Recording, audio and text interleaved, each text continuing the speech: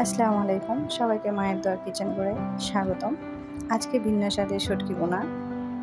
সাথে লাগবে পেঁয়াজ, রসুন, কাঁচামরিচ, টমেটো, আর লাগবে কুচি করা আলু, আর সাথে লাগবে শুকনা রটিয়া শুটকি।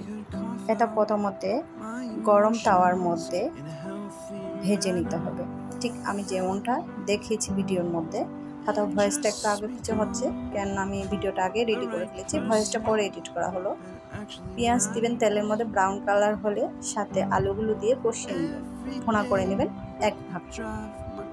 তারপর মরিচ, হলুদ, লবণ পরিমাণ মতো দিয়ে, যার যেরকম খেতে মন চায় ওভাবে দিয়ে নাড়াচাড়া করে 10 মিনিট কষিয়ে নেবেন, আলুটা যাতে 2 ভাগ সিদ্ধ হয়ে যায়।